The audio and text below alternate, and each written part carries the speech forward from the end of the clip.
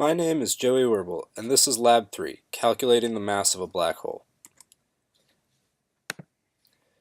In this lab, the objective was to analyze position data of a star orbiting a black hole and extract position, momentum, and force data about the star.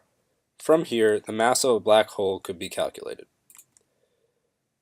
In order to do this, the given star position data was extracted into Python for analysis. From there, force, momentum, and updated position could be calculated before using the law of gravitation to find the mass of the black hole.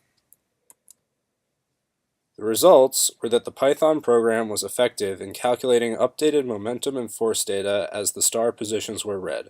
From this, the black hole's mass could be calculated to be 3.5823 times 10 to the 31st kilograms. Relevant equations in this lab were Newton's second law, which in this case was manipulated to end up being the change in momentum over the change in time, and the universal law of gravitation, which is F net equals a gravitational constant times the mass of the star times the mass of the black hole, all over the distance between them squared. Next, it was time to calculate the force on the star and its momentum at each point in time on its path around the black hole. In order to do this, we first entered the star's mass, which was 1.989 times 10 to the 31st kilograms, and the time interval, which was 86,400 seconds. In order to calculate velocity, we read in the star's position data, subtracted a final position from an initial position, and put that over delta t. We did this for both the x component of the velocity and the y component of the velocity. Next, it was time to find the change in velocity and the change in momentum. This was found by first taking the initial velocity and final velocity and the initial momentum and final momentum, then subtracting initial velocity from final velocity and initial momentum from final momentum.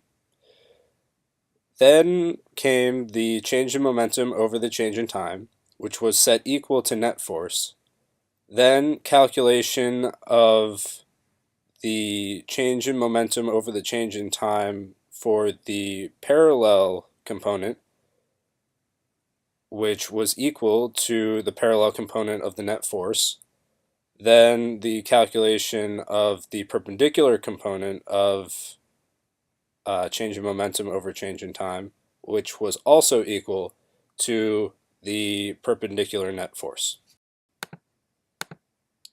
When this code is run, we see the star's path traced by the green line and the net force modeled by the yellow arrow.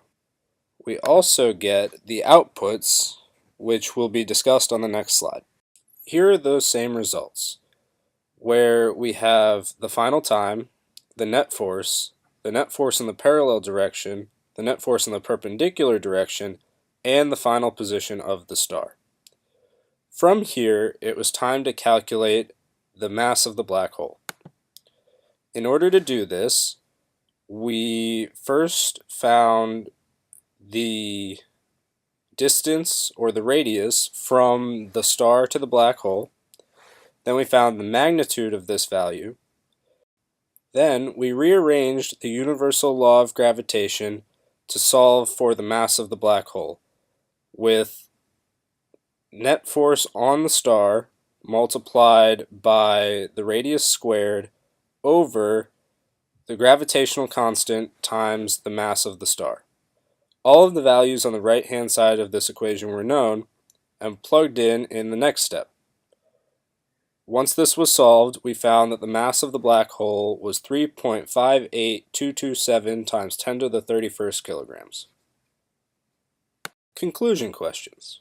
How are FNet, FNet parallel, FNet, and FNet perpendicular different from the change in momentum parallel, and change in momentum perpendicular?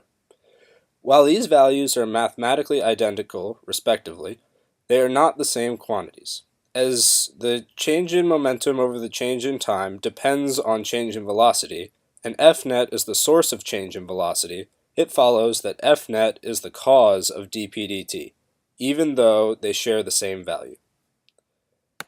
Next, if a black hole whose mass you found was removed and a different black hole was placed in the same location and the motion observed for the star remained unchanged, affected only by gravitational force of the black hole, could you tell the difference in the mass of the black hole?